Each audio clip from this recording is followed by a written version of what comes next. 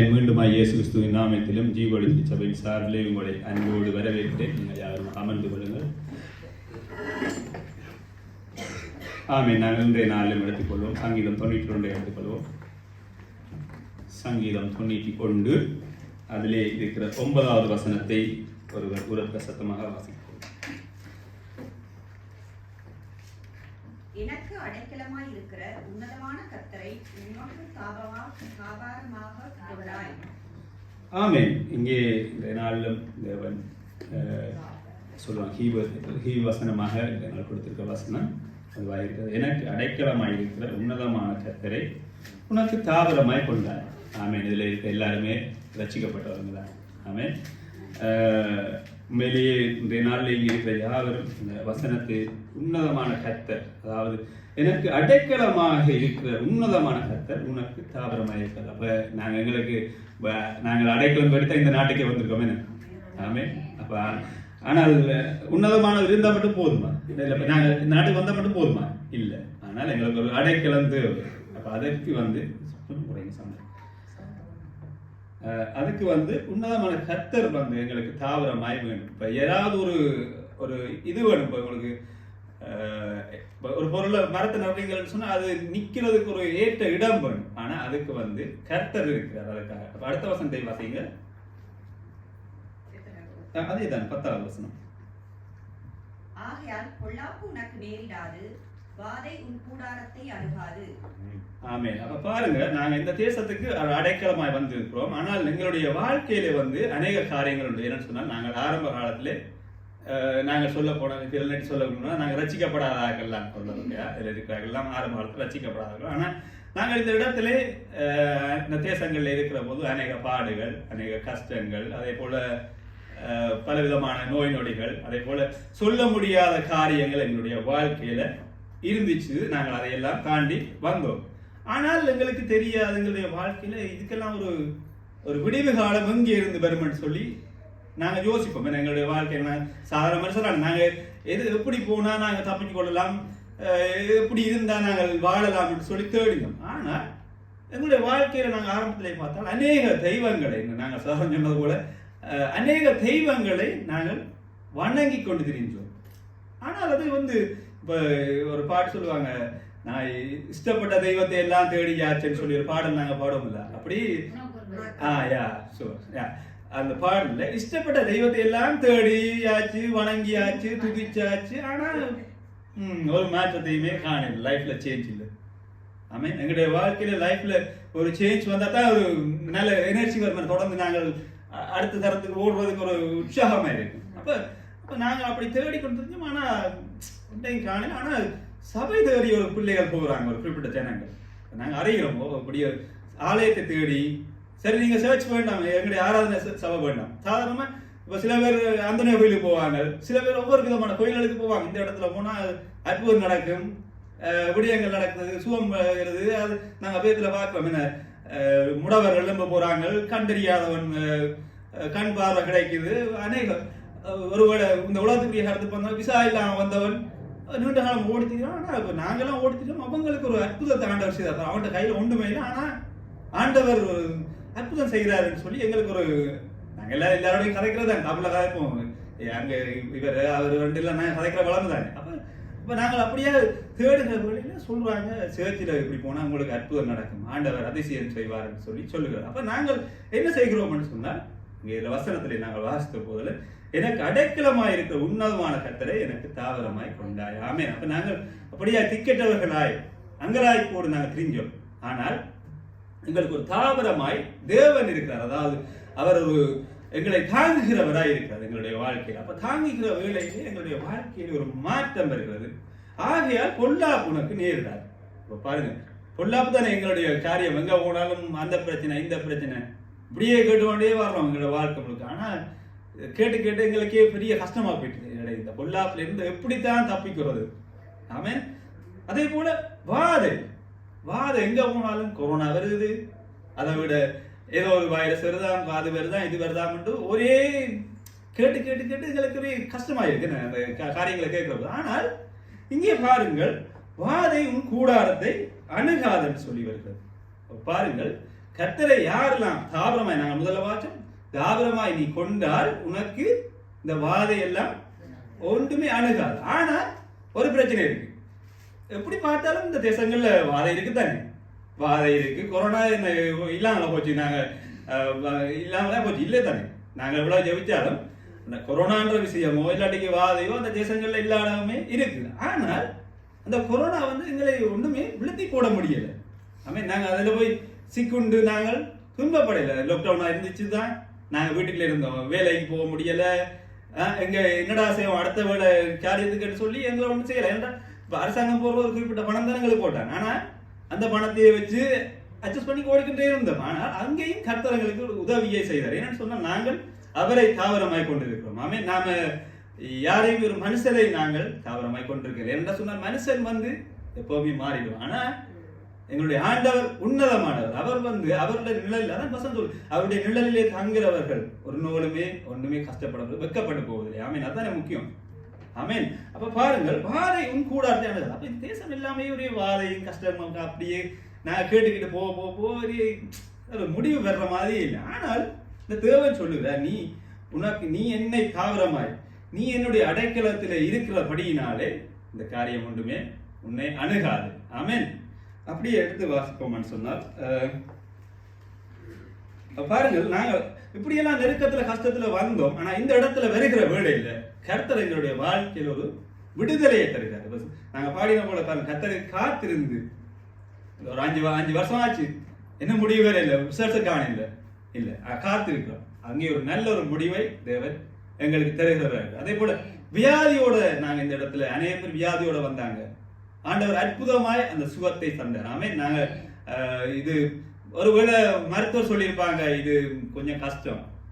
Abraham சாராளுக்கு ஆண்டவர் சொல்றாரு உனக்கு பிள்ளை வரும்னு சொல்லிக்க சாராள் நகைச்சா இல்லை. அப்படியெல்லாம் ஒரு காலத்துல ஒருவேளை சரி சேர்ச்சிக்கு போயிட்டு வருவோம், ஆண்டவர் அற்புதம் செய்தா செய்யட்டும், அப்படி ஒரு நினைப்பு வரலாம். என்னன்னு சொன்னா நீங்க இப்பதானே வளர்ந்துட்டு போறீங்க, அப்ப அந்த காரியம் வரலாம். ஆனால் அங்கே அற்புதத்தை தேவன் எங்களுடைய வாழ்க்கையில செய்தார். நாங்கள் அநேக பேர் எங்களுடைய வாழ்க்கையில நிறைவான அற்புதத்தை செய்தார். அதே போல உங்களுடைய வேலை காரியங்கள்லையும் இது உலகப்பரமான காரியம். நீங்க தேடிக்கிற வேலையிலே என்னடா இப்படி நாம தேடி அலைஞ்சு கஷ்டமாயிடுச்சு. ஆனா சரி இருக்கிற வேலையை தான் அவங்க செய்யணும் பார்த்தா அங்கேயும் நெருக்கம். அப்ப பாருங்க, நீங்க எல்லாம் ஆண்டவரை அடைஞ்சிருக்கீங்க, என்னடா உங்களுக்கு எல்லாம் நெருக்கம் வருது, வாதை வருதுன்னு சொல்லி பார்க்கவில்லை. ஆனால் அதுக்கு ஒரு காரணத்தை தேவன் வைத்திருக்கிறார். இதற்காக இந்த வாதை எல்லாவற்றையுமே அனுமதித்திருக்கிறார். நாங்க ஆண்டவரை தேடி போறோம், இந்த வாதை எங்களை சூழ வந்து கொண்டிருக்கு. ஆனால் தேவன் எங்களை பாதுகாக்கிறார். நாங்கள் அந்த வாதை எல்லாத்திலையும் விழுந்து போகாதபடி, நீங்கள் அதில் அகப்பட்டு மறைத்து போகாதபடி தேவன் எங்களை பாதுகாக்கிறார். அங்கே பாருங்கள், உங்களுக்கு சுகத்தை ஆறுதலை தருகிறார். ஒருவேளை உங்களுக்கு கிடைக்கிறதுக்கு நாட் செல்லுகிறது, ஆனாலும் இங்கே ஒரு ஆறுதலை தேவன் உங்களுக்கு தருகிறார். நீங்கள் காத்திருங்கள், உங்களுக்கு ஆறுதலை நான் தருவேன் என்று சொன்னதை தருவேன் என்று சொல்லுகிறார். ஆமென். பாருங்க, என்னுடைய வாழ்க்கையில நாம சோர்ந்து போகக்கூடாது. கர்த்தர் எப்போதான் தருவார் என்று சொல்லி நாம எப்பயுமே சோர்ந்து போகக்கூடாது. என்னன்னு சொன்னால் நாங்கள் அவரை தாவரமாய் எங்களுடைய வாழ்க்கையில கொண்டிருக்கிறோம். ஆமென். மற்றது பொல்லாப்பை பார்த்து நாங்கள் பயப்படக்கூடாது. இல்ல எனக்கு இந்த பொல்லாப்பால் நான் மறிச்சிருவேனா, இல்லாட்டிக்கு இந்த வாதையால நான் மறிச்சிருவேனான்னு சொல்லி பயப்படக்கூடாது. இல்லை, எங்களுடைய கர்த்தராகிய இயேசு கிறிஸ்து அவர் எங்களை பாதுகாக்க போதுமானவராய் இருக்கிறார். அங்கே எங்களுடைய ஆத்மாவை தேற்றுகிறவராய் இருக்கிறார். எங்களுடைய ஆத்மாவில என்னன்னு சொன்னால் நாங்கள் மாமிசத்திலே இந்த தேசத்தை வளர்ந்திருக்கிறோம்.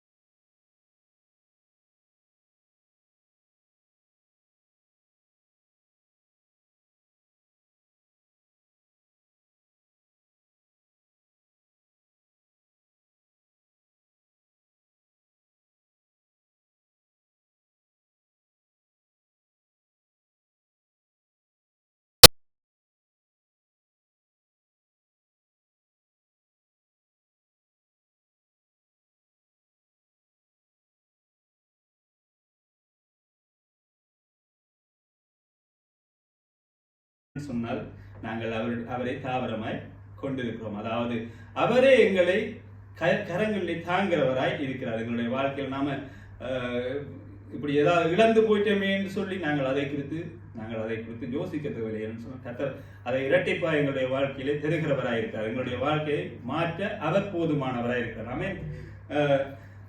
அங்கே பாருங்கள் 7வது வசனத்தை வாசிங்க.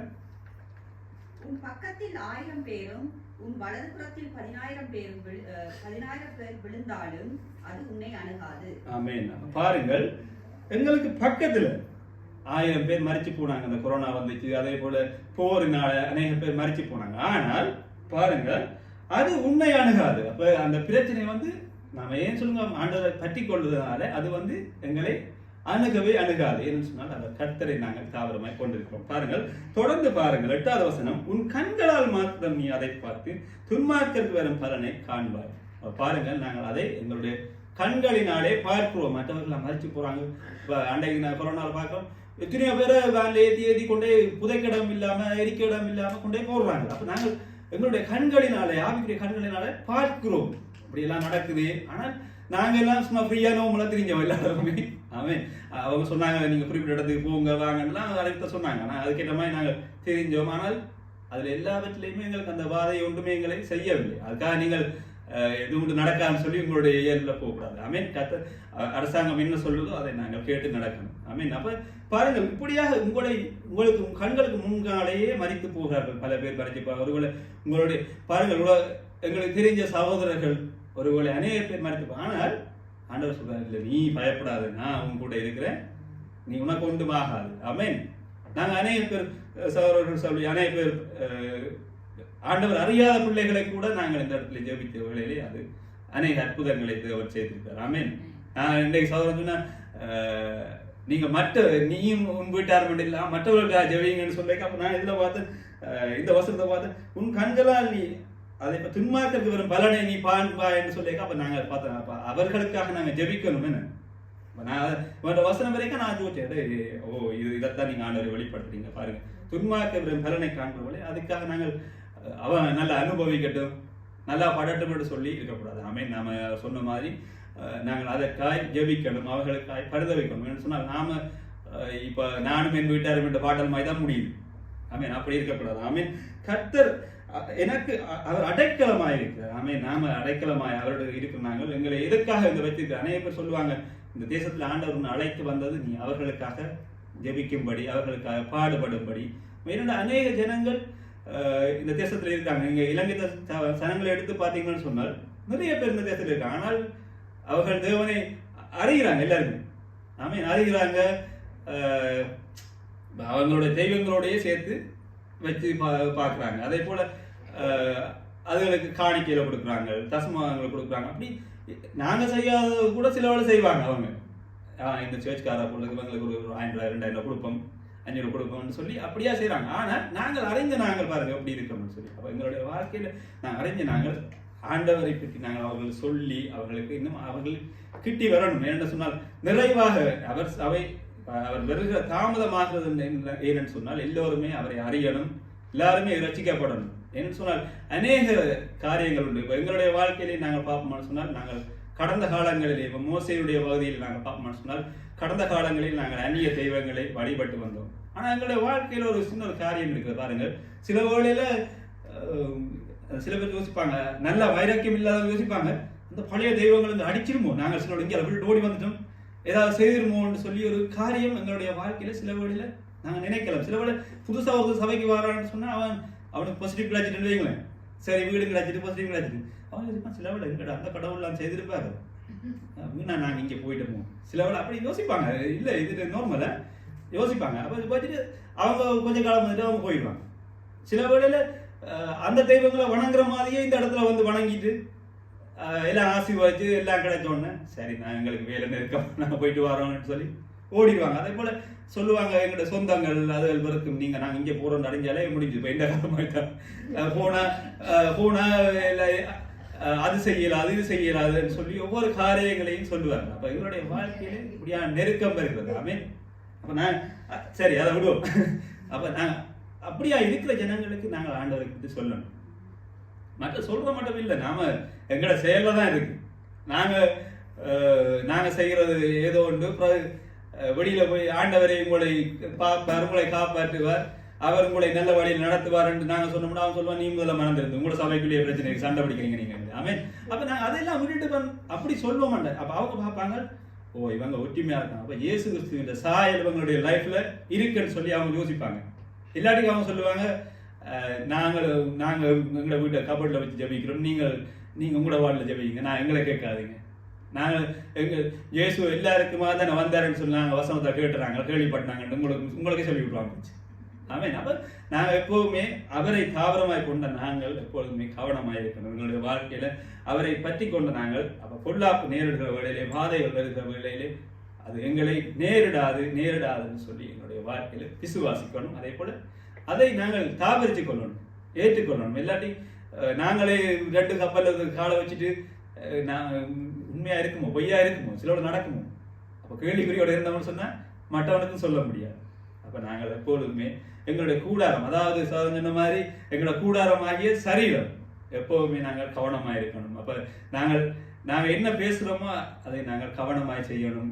அதுக்கான காரியங்கள் எல்லாவற்றிலையுமே கவனமாய் இருக்கணும். நாங்கள் எப்பொழுதுமே பிறகு நடந்து முடிஞ்சா அப்புறம் சொல்லக்கூடாது, எனக்கு தெரியாது சொல்லலைன்னு சொல்லக்கூடாது. இல்லை, நாங்கள் எப்போதுமே ஜாக்கிரதையா இருக்கணும். ஆமே, நாங்கள் இப்போ ஸ்விம்மிங் போறோம்னா நாங்கள் ஸ்விம்மிங் ட்ரெஸ் போட்டு தான் போவோம். இல்லாட்டிக்கு நாங்கள் சில அளவில் பட்டு போயிடுவோம். அப்போ நாங்கள் எப்போதுமே தேவனை நாங்கள் அவரை கூடாரம் அவர்கிட்ட வந்துட்டோம், ஆனால் அவரை இன்னுமாய் பற்றி கொள்ளணும்.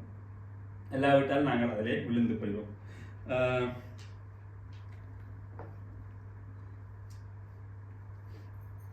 அங்கே பாருங்கள் 11ஆம் வசனத்தில் சொல்கிறது, உன் வழிகள் எல்லாம் உன்னை காக்கும்படி உனக்காக தம்முடைய தூதர்களை கட்டளையிடுவார். ஆமென்.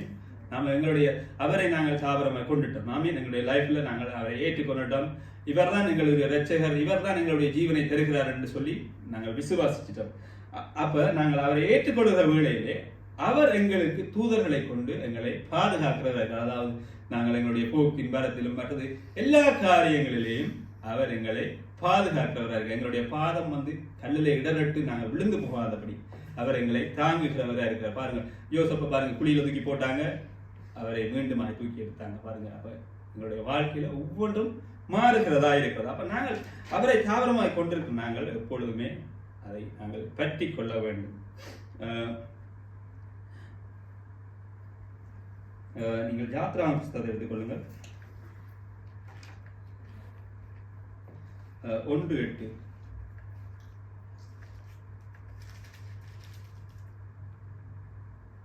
சரி, நான் அதுக்கு முதல் ஒரு பாதியை நான் சொல்லிட்டு பாருங்க, பாதியை நான் சொல்லிட்டு உங்களை சொல்றது. இப்ப பாருங்க, எங்களுடைய லைஃப்ல ஆண்டவர் எப்படி தெரிந்து கொண்டாரோ அதே போல இப்ப நீங்க வேதத்துல பாப்பீங்கன்னா விசுவாசத்தின் தந்தையாகிய ஆபிரகாமை ஆண்டவராய் இயேசு கிறிஸ்து தெரிந்து கொண்டார்.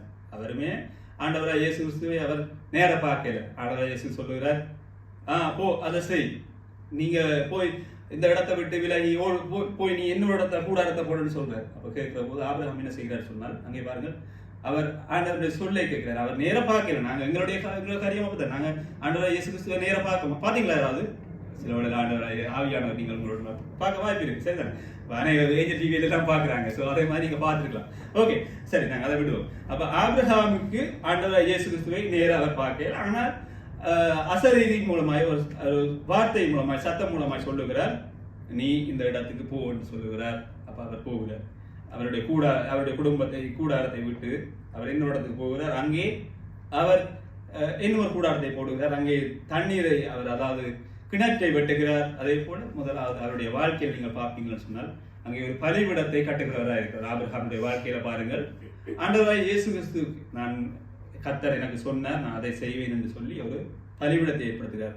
அதே போல தொடர்ந்து பார்ப்போமான்னு சொன்னால் அங்கே அவர் ஈசாக்கை பலியிட சொல்லுகிறார். ஆமா, நீங்க பாக்குறத பார்த்தா எனக்கு பயமா இருக்கு, புதுசா சொல்லுவாங்க. சரி, ஈசாக்கை பலியிட சொல்லுகிறார். அவர் அங்கேயும் ஆண்டவர் இயேசு கிறிஸ்து அவருக்கு தெரியாது, அவர் வார்த்தை மூலமா தான் கேட்கிறாரு. ஆமென். அப்ப அங்கேயும் ஈசாக்கை பலியிடும்படி அவர் சொன்னதை கேட்டு அங்கே போகிறார். பாத்தீங்களா? அப்ப ஆபிரகாமுடைய விசுவாசத்தை பாருங்கள். எங்களுடைய தேவன் அவருக்கு தெரியும், கர்த்தர் எனக்கு நன்மையை செய்வார், அவர் என்னை தெரிந்து கொண்டார் என்று சொல்லி அவருக்கு ஒரு விசுவாசம் இருக்கு. அதே போல அவரை தொடர்ந்து போகிறார் ஈசாக்கு பாருங்க என்ன செய்கிறார்னு சொன்னால் அதே ஆண்டவரை அவர் பற்றி கொள்கிறவராக இருக்கிறார் இல்லையா? ஈசாக்கும் உங்களுடைய பிள்ளைகள், நீங்க ஆலயத்துக்கு வர்றீங்க, உங்களுடைய பிள்ளைகள் தொடர்ந்து ஆண்டவரை விசுவாசிக்கிற மாதிரி, அதே போல ஈசாக்கும் தகப்பன் என்ன செய்தாரோ அதே தான் செய்கிறார். தகப்பன் சரி இவரோட மூவ் பண்ணி என்னோட போறாரு, அதே மாதிரி அவரும் போறாரு, அதே மாதிரி காப்பி பண்ணுறாரு. அதே போல துறவத்தை வெட்டுறாரு, கிணத்தை வெட்டுறாரு, வெட்டுறாரு. ஆண்டவர் என்னோட பலியிடம் செய்கிறார், அந்த அதே பலியிட தகப்பன் பலியிட செய்கிறார். மற்ற தகப்பனும் கூட அவர் விசுவாசிக்கிறார். என்னன்னு சொன்னால் அவர் தான் இந்த பலியில போய் கிடந்தார். அவருக்கு என்ன விசுவாசம் இருக்குமோ, ஆண்டவர் எங்களை காப்பார், எனக்கு செய்வார்னு சொல்லி ஒரு நம்பிக்கை இருக்கு. அதே போல யாக்கோப், ஈசாக்கு அப்புறம் யாக்கோப் வருகிறார். யாக்கோப்புடைய வாழ்க்கையில நீங்க பாருங்க, அவரும் அதே தான் செய்கிறார். பாத்தீங்களா, அவர் எவ்வளவுதான் நெருக்கம் அவருடைய சகோதரத்தால வந்தாலும் அவர் ஆண்டவரை விட்டு விலகிறார். சொன்னால் யாக்கோப் இன்னொரு இடத்துல போய் மாமனருக்கு வேலை செய்கிறார். வேலை செய்கிற வேலையிலேயே அங்கே ஆண்டவரை இயேசு கிறிஸ்து அங்கே அவரை ஆசீர்வதிக்கிறார். ஏன் அப்படி ஆசீர்வதிக்கிறார்? ஆண்டவராகிய இயேசு கிறிஸ்து அவர் நம்புகிறார், அவர் விசுவாசிக்கிறார். கண்ணால் காணாத ஒன்றை அவர் விசுவாசிக்கிறார் அவருடைய வாழ்க்கையில. சரிதானே? அதே போல யாக்கோபு ஏசா பற்றி அதுல ஒன்றும் எழுதப்படவில்லை. ஏன்னு சொன்னால் ஏசா வழி விலகி போய்கிறார். அவர் வேறு ஏதோ வம்சத்திலே திருமணம் செய்கிறார். அப்ப அதனால அவரை குறிப்பிட்டு சொல்ல முடியாது. நாங்க வழி விலகி போனோம்னா நீங்க சாட்சி சொல்ல முடியுமா? தனவன் வழி விலகி போனார், இப்படி செய்தார் அப்படின்னு சொல்ல முடியாது. ஆனால் தனவன் இந்த இடத்துல ஒழுங்கா இருந்தார் என்று சொன்னா சொல்ல முடியும்.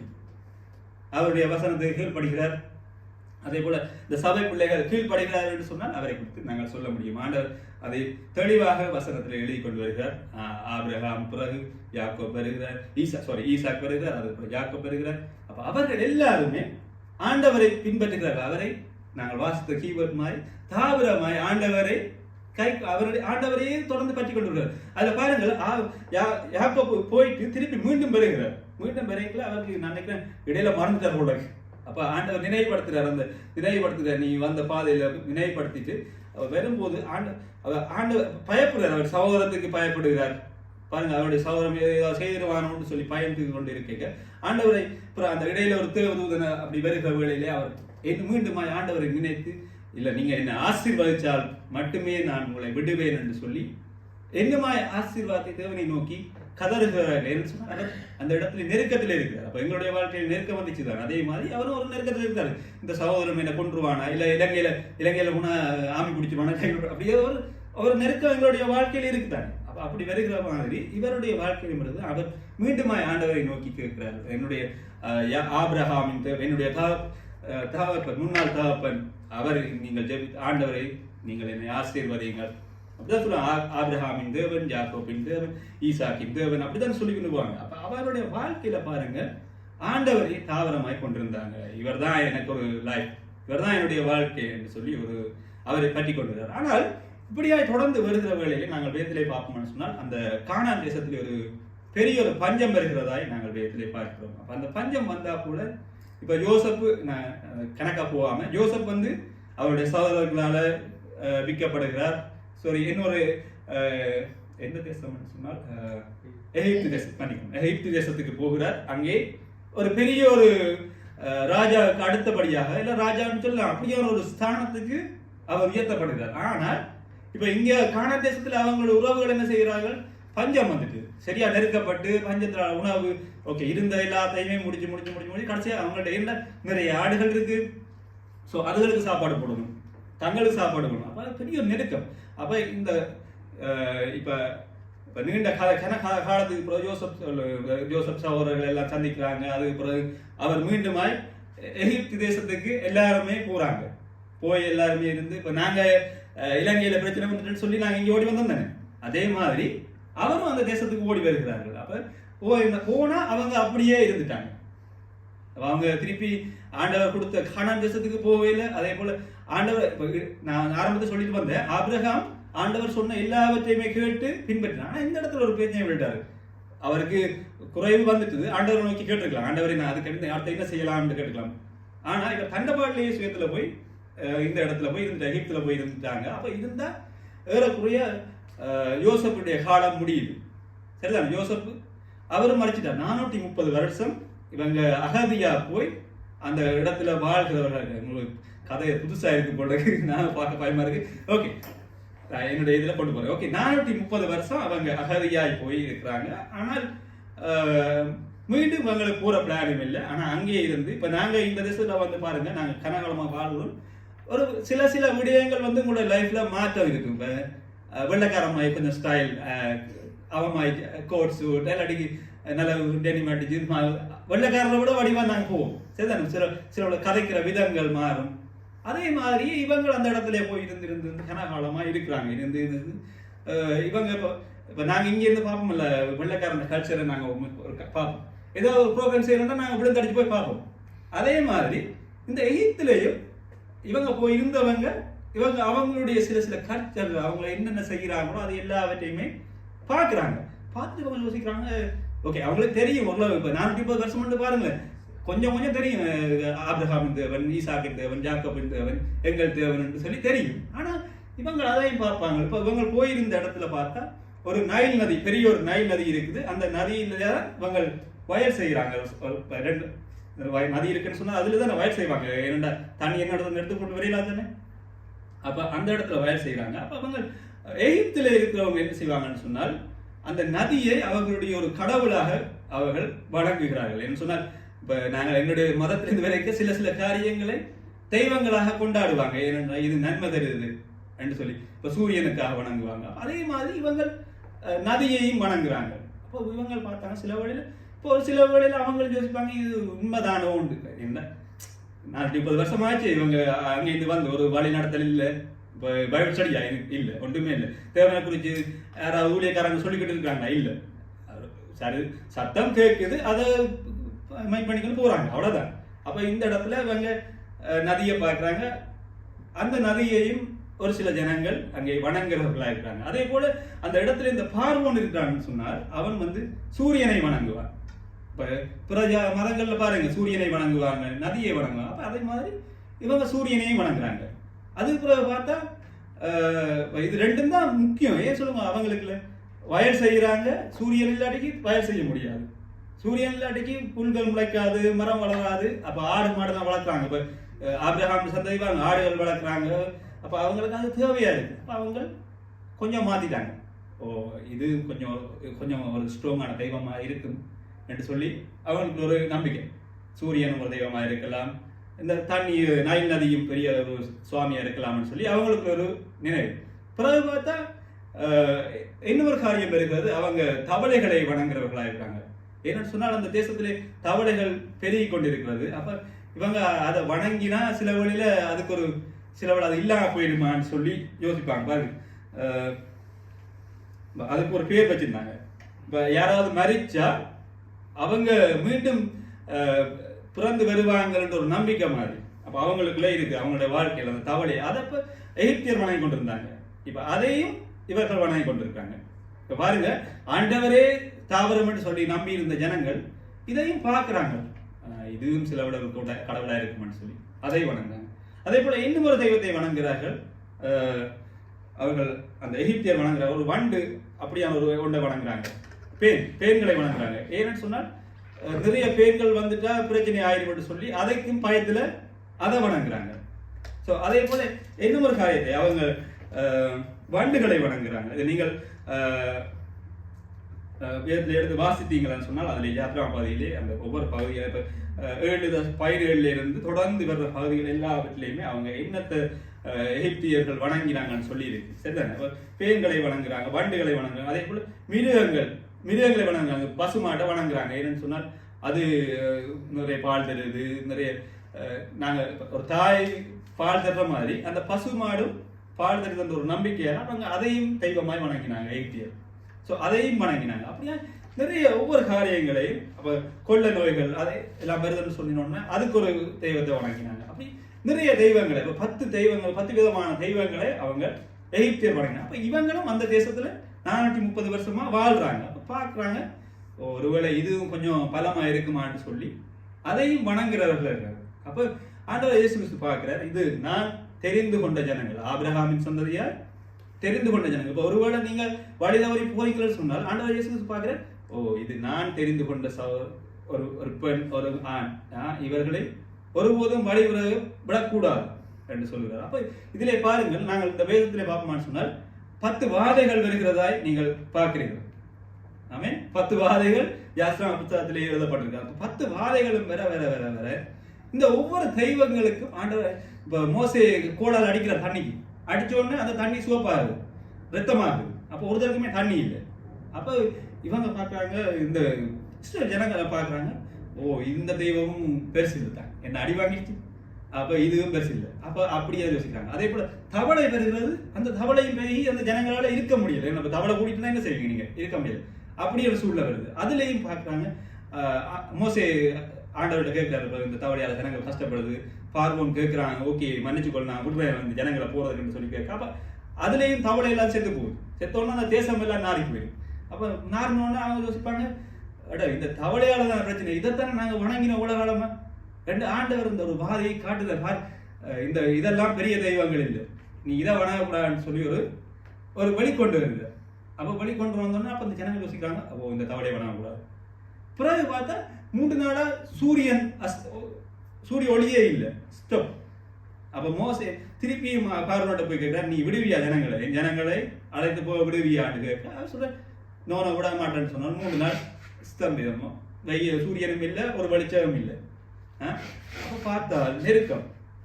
பிறகு பார்வன் சொல்லுகிறான், ஓகே நீ நான் விடுறேன் ஜனங்களை போறதுக்கு, ஓகே நீ பரவாயில்ல விடன்னு சொல்லிப்பட. அப்ப ஆண்டவரிடம் மோசே கேட்கிறார், இப்படி நீங்கள் அவன் ஓகே சொல்லிட்டாங்க. அப்ப திருப்பி சூரியன் வருது. ஆனால் இந்த இதுல பகுதியை விட எல்லாமே நடக்கிறது. ஆனால் பாருங்கள், அந்த இஸ்ரவேல் ஜனங்கள் அந்த தேசத்திலே வாழ்கிறார்கள், அவர்களுக்கு ஒரு பிரச்சனையுமே இல்லை, அவங்க எல்லாருமே சந்தோஷமா இருக்காங்க. ஆண்டவர் அதான் ஆண்டவரை தாவரமாய் கொண்டீங்கன்னு சொன்னால் உங்களுக்கு எந்த ஒரு காரியமும் உங்களை ஆண்டுகாது. ஆனால் இதை ஆண்டவர் அனுமதிக்கிறது என்னன்னு சொன்னால் இதெல்லாம் பெரிய காரியம் இல்லை. பாருங்க, உலகத்துல எத்தனையோ தெய்வங்களை வணங்குறாங்க, ஒருவேளை சில பேர் அதுவாவே சரிஞ்சு விழுந்துடும். அப்ப பாருங்க, அப்ப ஆண்டவர் ஏன் அதை காட்டுறேன்னு சொன்னா அதுவாவே நிக்க முடியல. நீ பாரு, நான் தான் பெரியவர்னு சொல்லி ஆண்டவர் அவர்களுக்கு ஒரு வெளிப்படுத்துகிறார். அப்ப நாங்கள் அதை பார்த்து அப்ப அதை இது பிள்ளை என்று சொல்லி அப்ப அந்த இஸ்ரவேல் ஜனங்கள் எல்லாருமே யோசிக்கிறாங்க. அதே போல பாருங்க, அந்த தேசத்துல இப்ப தலைச்சான் எல்லாமே இறக்கிறதாய் பாருங்க. ஆண்டவர் சொல்றாரு, ஓகே தலைச்சான் எல்லாமே மறிக்க போகுதுன்னு சொன்னோன்னே, அதாவது பார்வோனுடைய முதல் மகன், பார்வோனுடைய வீட்டுல வளர்த்த மாடுகள் எல்லாத்திலையுமே தலைச்சான் எல்லாமே மறிக்குது. அதே போல அந்த தேசத்துல இருந்த எகிப்திய ஜனங்களுடைய காரியங்கள்லையும் எல்லாமே மறிக்குது. ஆனால் இந்த இஸ்ரவேல் ஜனங்களுடைய பிள்ளைகள் எல்லாருமே வாழ்றாங்க. என்னடா இப்படி? அதுக்கு முதல் ஆண்டவர் சொல்ற, நீ ரத்தத்தினாலே உன்னுடைய வீட்டுக்கு முன்னால பூசன்னு சொல்லி சொல்லுகிறார். அப்ப அந்த காரியம் எல்லாம் செய்த போல அப்ப இவங்க எல்லாமே கண்கள், நாங்க வாச்சமா இல்ல அந்த வசனம், நீ உன் பக்கத்துல 1000 பேர் விழுவாங்க, ஆனா உன் கண்களினாலே நீ பாப்பேன்னு சொன்ன ஆண்டவர் அந்த வசனம் நாங்க சொல்லிட்டு வாச்சோம். அதே மாதிரி இப்ப இந்த இஸ்ரவேல் ஜனங்கள் எல்லாருமே பார்க்கிறார்கள், அவர்கள் பார்க்கத்தக்கவே அப்படியாக நடக்கிறது. அப்ப இதிலே தான் பாருங்கள், அந்த பார்வோன் மீண்டும் மனம் திரும்பி சொல்லுகிறான், ஓகே நீ போலாம் என்று சொல்லி விடுகிறதா இருக்குது. அதுல இந்த ஜனங்களுக்கும் ஒரு அறிவு வருகிறது, இந்த தெய்வங்கள் எல்லாம் பெரிய தெய்வங்களே இல்லை, ஆனா எங்களுடைய ஆபிரகாமின் தேவன், ஈசாக்கின் தேவன், யாக்கோபின் தேவன் தான் பெரியவர், வல்லவர், எல்லா காரியங்களையும் செய்ய போதுமானவன் சொல்லி அவங்களுடைய வாழ்க்கையில விசுவாசிக்கிறாங்க. அதே போல தொடர்ந்து நாங்கள் பார்ப்போமான்னு சொன்னால், இந்த ஜாத்ரா புஸ்தகத்திலே ஆண்டவர் இயேசு கிறிஸ்து 10 கட்டளைகளை அவருடைய வாழ்க்கையிலே மோசே மூலமாய் கொடுக்கிறார். அதிலே பாருங்கள், சில வசனங்கள் நான் எழுதி கொண்டு வரையில அந்த சில வசனங்கள் சொல்லப்படுது, நீ என்னை தவிர வேறு ஒரு தெய்வத்தையுமோ அல்லது சுரூபத்தையோ உருவாக்காது. ஏன்னு சொன்னால் எகிப்துல அவங்க அந்த தவறை செய்திருக்கலாம், நாம கண்ணால காணல. எகிப்தியர் 430 வருஷம் அந்த தேசத்துல வாழ்ந்துட்டு இருக்காங்க, அப்ப செய்திருக்காங்க. அதனாலதான் ஆண்டவர் சொல்றாரு, நீ ஒரு சொருபத்தை உண்டாகுது. ஏன்னு சொன்னா, நீங்க இடையில பாருங்க, மோசே போயிட்டாரு மீண்டும் வரையில அவங்க ஒரு பசுப்பு கண்டை உருவாக்கி அதுக்கு ஒரு கொண்டாட்டம் செய்யறாங்க, பாத்தீங்களா? அப்ப அவங்களுடைய வாழ்க்கையில நடந்திருக்கு. அப்ப அதனால ஆண்டவர் சொல்ற 10 கட்டளையில சொல்றார், என்னை தவிர வேறு ஒரு தெய்வங்களை உருவாக்காது. அதே போல இன்னொரு வசனம் சொல்லுறது, நீ வானத்திலும் பூமியிலும் எது தண்ணியை வணங்கினாங்க அதை வணங்காது, வானத்துக்கு மேலே இருக்கிறத வணங்காது. அப்ப இந்த கட்டளைகள் எல்லாவற்றையுமே ஆண்டவர் இயேசு கிறிஸ்து ஜனங்களுக்கு கொடுக்கிறார். என்னன்னு சொன்னால், மீண்டுமாய் இப்ப எல்லாம் இப்ப சில பேர் என்ன இப்ப யாத்திராவுக்கு பாருங்க, அவங்க எல்லாம் நல்லா ஜொலியா போய் கொண்டு இருக்காங்க, விடுதலை விட்டாச்சு, பார்வனுடைய தப்பி வந்துட்டாங்க. வந்து இடையில பிறகு பெரிய கூத்து நடக்குது, அதை இந்த கோயில் கட்டி பெரிய ஒரு ஆரவாரம் நடக்குது. என்னன்னு சொல்ல, பயங்கர நெருக்கத்தில் இருந்தவங்க இந்த இடத்துல மறந்துட்டாங்க, நான் எங்க இருந்து வந்தேன், ஆண்டவர் எப்படி கொண்டு வந்தாருன்னு சொன்ன காரியத்தை அவங்களுடைய மைண்ட்ல இருந்து போயிடுச்சு. திருப்பி அதான் ஆண்டவர் இயேசு கோவப்படுகிறார், இந்த ஜனங்களை அடிச்சுக்கலாமே என்று, வணங்கா காலத்துல ஜனங்கள் என்று. ஆனா மோசே அதுக்காக பரிதவித்து மீண்டும் வந்து பேசுறது, ஜனங்களை மன்னியுங்க. இன்றைக்கு நாங்க சொன்ன மாதிரி அதுக்குத்தான் நாங்க சபைக்கு வரோம். நாம மனுஷன் தானே, ஏதாவது பிள்ளை விடலாம் இல்லையான்னு சொல்லல. ஆனால் இந்த இடத்துல வருகிற வேளையில எங்களுக்காய் ஒரு மனுஷன் நிமித்தம் எங்களை காப்பாற்றுவீரா 50 இருந்து அப்படி கொஞ்சம் வாரார் ஆபிரகாம், அப்படி பரிந்து பேசுகிறவர். அப்ப எங்களுடைய வாழ்க்கையிலையும் ஆண்டவராக இயேசு கிறிஸ்து நாங்கள் தாபரமாக ஏற்றுக்கொண்டு நாங்கள் சில வேளையில பிள்ளை இருக்கிறோம், ஆனால் அதிலே மனம் திருந்த வேண்டியது. ஏன்னு சொன்னா நாங்கள் அதுக்கு இடம் கொடுக்கக்கூடாது. அதுக்காக நாங்கள் நியாயம் கூடாது. இந்த சோதனை அப்படி செய்தார், இந்த சோதனை அப்படி செய்தார் என்று தயவு செய்து நியாயம் தீர்க்கணும். ஏன்னு சொன்னா நியாயத்தை இப்ப எங்களோட கையில இல்லை, அது ஆண்டவருடைய கையில இருக்கு, அவருடைய வருகையில இருக்கு. சரிதானே? நீங்க அநேக இடத்துல குழப்பமா இருக்கலாம். நியாயத்தை நாங்களே சில நியாயத்தீர்க்கிறோம், இவர் அப்படி எனக்கு செய்தாரு, இவருக்கு வந்தது நல்லதா போயிட்டு உண்மையா அப்படி நிறைய செய்திகள் நாங்கள் எங்களுடைய காதல கேட்கிறோம். அப்ப பாருங்க, அப்படி செய்யறவங்களே சொல்றவங்களே பாருங்க, நாமளே பயங்கர நெருக்கம் கஷ்டம் யோசனையில ஒரு ஆராதனைக்கு வாரோம். நீங்க புதுசா ஒரு குண்டத்துக்கு போடுறீங்க, இவர் செய்ததுக்கு தேவைதான் எப்படி இருக்கும் அவனுக்கு? இதை விட நான் பழைய தெய்வங்களை வணங்கிக்கலாம் போடுறது, அது ஒன்றும் சொல்லாது. அங்க போறவன் அவன் வணக்கம் என்ன மாதிரி சுகமான்னு கேட்டு அவன் போயிடுவான். ஆனா எங்களுடைய வாழ்க்கையில் ஆண்டவர் எல்லாவற்றையுமே செய்துட்டார். நாங்கள் அவரை தாவரமாய் கொண்டிருக்கோம். எங்களுடைய வாழ்க்கையில் நாங்கள் அவரே தஞ்சம்னு சொல்லி வந்திருக்கோம். அப்ப அவரை நாங்கள் தஞ்சமாய் அடைந்திருக்கோம். நாங்கள் எப்பவுமே கவனமா இருக்கணும் சார், இந்த மாதிரி கவனமா இருக்கணும் எங்களுடைய வாழ்க்கையில். நாங்கள் சில வேளை நாங்கள் யூரோப் வந்திருந்தாங்க, எங்களுக்கெல்லாம் விசாலம் கிடைச்சிருத்தானே, வேலை கிடைச்சிருத்தானே, எல்லாமே ஆண்டவர் தந்துட்டார், ஆசீர்வாதம் தந்துட்டார். பாருங்க இஸ்ரவேல் ஜனங்களை பாருங்க, ஆண்டவர் இறைச்சியை கொடுக்குறாரு, அதை கொடுக்குறாரு, எல்லாம் கொடுத்தாலும் அவங்களுக்கு காணாது. மோசையை போட்டு கிண்டந்து கிண்டி கொண்டு வந்தாங்க, என்ன நான் அங்கேயே இருந்திருப்பேன். ஆனா அவங்க இருந்தது பயங்கரம் இருக்கும். அவன் அந்த பாருங்க மோசையுடைய அது யோசப்புடைய காலம் முடிஞ்ச பிறகு ஒரு அதிகாரி வர்றான் பாருங்க, அவன் பயங்கர நெருக்கமான, அவன் பார்க்குறான் அந்த ஜனங்கள் எல்லாம் பல்கி பெருகிட்டாங்க, நல்லா வசதியா வந்துட்டாங்க, போட்டு இவங்களை நெருக்கம். பாருங்க நான் சேர்த்து வரைக்கும் எவ்வளவு நெருக்கம். சில வழியில நாம எல்லாமே ஓகே ஆயிடுது, சபை இருக்கு, நாங்க ஆராய்ச்சி கொண்டு வந்தா ஏதாவது குறை வரும், அதை நிப்பாட்டு இதை நிப்பாட்டு குறை வரும். ஆனால் எல்லாவற்றிலையும் நாங்கள் கவனமா இருக்கணும். அப்போ பாருங்க, நாங்க எல்லாம் கிடைச்சிட்டோம்னு சொன்னோம்னா இருக்கக்கூடாது. நாங்க பழச மறக்கூடாது. ஆண்டவர் நாங்க எங்கே இருந்து வந்தோமோ அதை மறக்கூடாது. அதே போல பின்னானங்களை நோக்கி பார்க்காங்க. அதாவது உங்களுடைய வாழ்க்கையில நான் ஆதியில் செய்த பிள்ளையை குறித்து யோசிக்கவில்லை. என்னன்னு சொன்னா அதை மன்னிச்சுட்டா நீங்க அதை நீங்க இனி செய்யாதீங்க, அதை குறித்து யோசிக்காங்க. ஏன்னா அதை சொல்ற யோசிக்காத ஒன்றுமே இல்லை. ஆமென். அப்போ எங்களுடைய வாழ்க்கையில ஆண்டவர் தாவரமாய் கொண்ட நாங்கள் எப்போதுமே அவரை நாங்கள் பற்றி கொண்டிருக்க வேண்டும். நாங்கள் பலி விட்டு விலகி போகக்கூடாது. ஆமென். நாங்கள் ஆபிரகாம் ஈசாக் யாக்கோப்பு அவங்க எல்லாம் வணங்கின தெய்வத்தை தான் நாங்கள் வணங்குறோம். அந்நிய தெய்வங்களே இல்லை. அந்நிய தெய்வங்கள் ஒரு நாள் அது கண்ணிருந்தும் பார்க்காது, காதிருந்தும் கேட்காது. ஆமென். நாம எந்த மதத்தையும் குறிப்பிடவில்லை. ஆனால் நீங்க உங்களுடைய வாழ்க்கையில நாங்கள் அதை தாண்டி வந்திருக்கோம். ஆமென். நான் நிறைய ஜனங்கள் இவங்கள மாதிரி தான் மாட்டுப்பட்டு போயிருக்காங்க. இப்ப இஸ்ரவேல் ஜனங்கள் போய் கனகாலமா இருந்து எப்படி மாட்டுப்பட்டாங்களோ அதே மாதிரி அந்நிய நுகத்துக்குள்ள போய் நிறைய பேர் பூந்துட்டாங்க, மாட்டுப்பட்டாங்க. மேலே சில வேளையில இப்ப நீங்க உங்களோட பிள்ளைகள் தொடர்ந்து உங்களுக்கு கைக்குள்ளே ஆண்டவர் கைக்குள்ளேயும் உங்களோட கைக்குள்ளே இருக்கு மட்டும் இருப்பாங்க. வெளியில போயிட்டாங்கன்னா அது அந்நிய நுகம் தான். ஆமே. நாம பிறகு சொல்லக்கூடாது, பிழைச்சி போயிட்டா சரியில்லை. ஆமே. அப்ப இஸ்ரவேல் ஜனங்கள் ஆண்டவர் ஆதியிலே தெரிந்து கொண்ட அதே அவங்க தொடர்ந்து கை கொண்டு வந்தாங்க. பாருங்க, ஆபிரகாம் அவங்களோட சந்ததியோட, யோசப் அவங்களோட சந்ததியோட அங்கால அந்த டாபிக் நின்றுட்டார். அப்ப பிறகு திருப்பி மோசேயுடைய காலத்துலதான் திருப்பி தொடங்குது. ஆண்டவர் உங்களுடைய தேவனை குறித்து நீங்கள் நினைவு கூறும்படியா தொடங்குது. அப்ப நாங்கள் எப்பவுமே ஆண்டவரை தாவரமாய் கொண்டிருக்கணும். யாத்திராகம் 8:11 நாங்க வாச்சோமா? யோசேப்பை அறியாத ஓகே, தேவை நான் அப்படி சொல்லிட்டு தானே. ஓகே, அவ்வளவுதான். நானும் இப்ப பாருங்க, அப்ப நாங்கள் எப்பவுமே தேவனை அண்டி இருக்கணும். சரிதானே? அப்ப அது போல நீங்கள் என்ன காரியம் வாதை உங்களுடைய காரியம் வருதா, அதை ஏன் ஆண்டவர் அனுமதிச்சாருன்னு சொன்னால் நீங்க அதெல்லாத்தையும் ஒரு படிக்கணும். பாரு, இந்த வாதையெல்லாம் வந்துச்சு, என்னத்துக்கு அனுமதிக்கப்பட்டது? விசாரணை போனவங்க படிச்ச பாடுகள் எதற்கு அனுமதிக்கப்பட்டதோ அதே மாதிரி இந்த வாதைகள் எதற்கு அனுமதிக்கப்பட்டது? நீங்க கூட கண்களால் பார்ப்பீங்க, மற்றவங்க விழுந்து 1000 பேர் கூட கண் முன்னால் விழுதுதான், 100 பேர் சிதறி ஓடுறான். ஆனா நாம விளையில என்ன ஆண்டவரை நான் தாவரமாக கொண்டிருக்கேன். நான் எவ்வளவுதான் நெருக்கப்பட்டாலும் நான் என் கர்த்தர் என்னை பார்த்துக் கொள்வாருன்னு சொல்லி ஒரு நம்பிக்கை எங்களுடைய வாழ்க்கையில இருக்கு. நாம ஒருவேளை சௌரி நந்திரிக்கு விசா கிடைச்சிட்டோம்னா நாங்க உலகத்துல இருக்கிறோம். அண்டை யாக்கோபு சொல்லிட்டு போறாரு, உலகத்துல இருக்கிறவனுக்கு அது ஒரு அதிசயமா இருக்கு. ஏன்னா அது நடக்கிற காரியமே இல்லை. சும்மா இருந்த அவங்களுக்கு ஆண்டவர் கொடுத்துட்டார். அதான் கர்த்தரை தாழ்மையாய் நம்பி வர்றவங்களுக்கு ஆண்டவர் அதை செய்வார், நிச்சயமா செய்வார். என்ன எங்களுடைய விசுவாசம் அதுதான், ஒன்றுமே இல்லை. அதான் கருவை என் கண்கள் கண்டது பாருங்க, எங்களுடைய வாழ்க்கையில இப்படிலாம் வரும்னு சொல்லி ஆண்டவர் எப்படியா செய்திருக்கார். ஆமென். அப்ப நாங்கள் எப்பவுமே ஆண்டவரை தாழ்மையாய் கொண்டிருக்கணும். அப்ப அவர் எங்களுக்கு வருகிற எல்லா இடங்களுக்கும் அவர் உதவி செய்கிறவராக இருப்பார். அவர் நிச்சயமாய் நடக்கும். ஆமென். கர்த்தர் தான் எங்களை ஆசீர்வதிப்பார். நாங்கள் எழுந்து